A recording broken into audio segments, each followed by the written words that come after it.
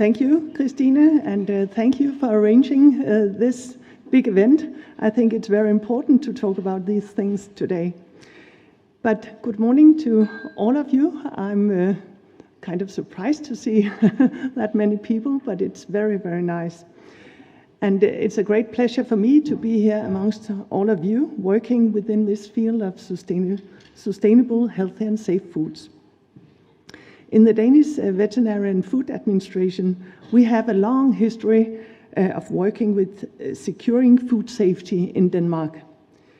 But it is of great importance to find new solutions in the area to ensure that the foods available in the future are sustainable, healthy and safe. And it becomes more and more relevant every day, and that's why we put a lot of effort into this area at the Danish Veterinary and Food Administration. On a daily basis, we work on contributing to find solutions for the food of the future. In this work, we have a large network within the area of food innovation. The network counts startups, established companies, industry organizations, other authorities, and universities. And we have a close collaboration with the Technical University of Denmark, who contributes to our work within the field of food ingredients that can produce more with less, something that is highly relevant for the sustainable foods for the future. As an example, research and risk assessment are essential for our EU work. We work to ensure that EU legislation is up to date with professional development and considers both safety and sustainability. You're always welcome to contact us at the Danish Veterinary and Food Administration with ideas for development of new foods, and you can receive guidance on legislation in the area of foods and ingredients. The Danish Veterinary and Food Administration has a close collaboration with the DTU.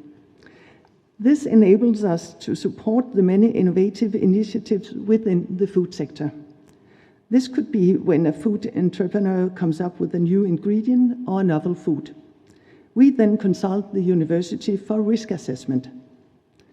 We consult the university in many ways, which help us in our effort to secure the microbial and chemical food safety, both now and in the future.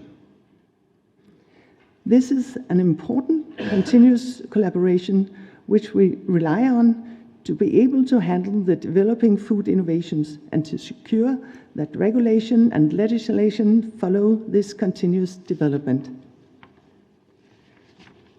Currently, we face a more volatile world.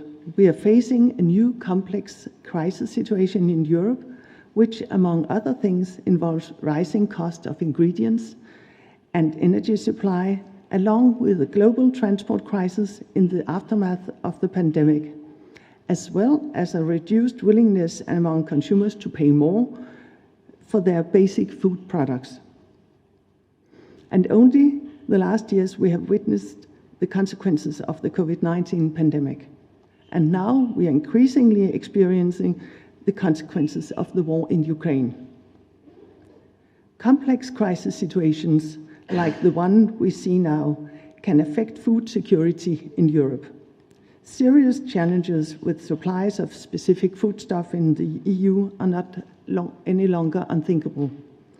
The new risk landscape for EU food security has exposed vulnerable supply chains, and increasing food imports have made us dependent on third countries.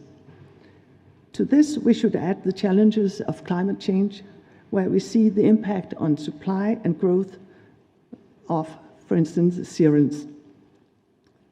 Food is a critical infrastructure for the society, and only recently we have seen how lack of sunflower seeds, oil and wheat have affected both businesses and consumer directly. Food security challenges, along with the climate change, can lead to increased trade with third countries, which again may lead to new and emerging challenges in food safety due to pathogenic bacteria, virus, parasites, not normally seen in Denmark. But also ensuring general energy supply to food production is currently at risk. Both supply of gas and electricity are fundamental basics for complex systems that sustain our food security today. The vulnerability of our energy supply that we very concretely are witnessing as a consequence of the war in Ukraine has changed some of our most basic assumptions for ensuring not only food security, but also our food safety. Let me give you some examples. Rising prices on energy supply affects fruit and vegetable businesses in Denmark. Due to the high level of expenses, many businesses plan to close down production during winter. As a consequence, we must expect increased import of fruit and vegetables from EU and third countries, which again can have a potential for increasing the risk of pesticide residue levels. Also, to ensure food safety and sufficient hygiene in cold food storage, we ensure food rules and regulations that is based on having food production stored at -17 degrees Celsius.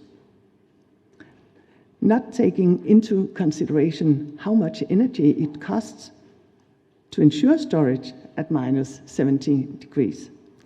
This is because we have been focusing on, and up till now, only have needed to focus on food safety alone. In a situation with sky-high prices on energy supply, we already now have seen cases where both consumers and businesses engage in risk behavior. A simple thing as turning off the refrigerator to save money becomes an option when you are severely affected on your livelihood.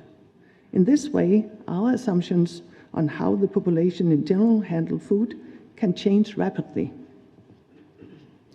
A supply crisis has different potential to become a food safety crisis.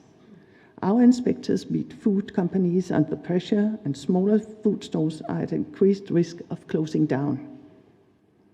We are currently strengthening our preparedness to be able to mitigate the consequences on food safety of the current crisis. To enable sufficient response, we are in need of increased flexibility and exemptions from rules and regulations, which must, however, be based on a thorough risk assessment. And flexibility and temporary exemptions from control has been tools under the COVID crisis and can be again. Risk management on new emerging challenges from third countries may also involve initiatives for the more long term.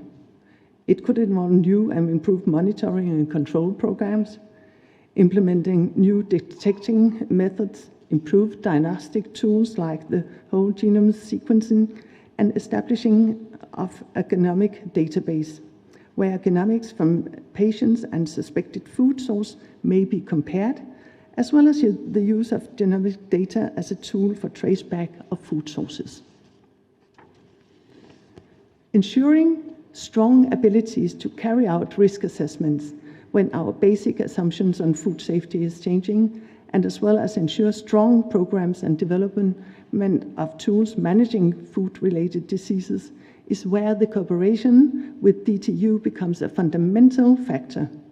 Without this cooperation, we will not be able to contribute to ensuring food security and uphold food safety in this increasingly volatile context we are working in.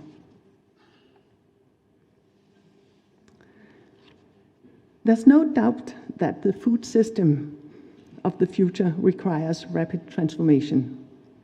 Innovative novel foods, food additives, and other ingredients are key to deliver on the sustainable agenda. However, food safety remains a cornerstone and prerequisite for all food development. That is the reason why novel food and ingredients often are required to be risk assessed and pre-authorized in the EU before being marketed in the EU. It's therefore essential that food safety and legislation, including authorization requirements, are considered early in the innovation process when good ideas are created. This ensures that we can get the good ideas into the market as soon as possible without compromising the food safety. The Danish Veterinary and Food Administration are here to guide you, and if you are working on an idea for new food, or if you teach or give advice on future food entrepreneurs.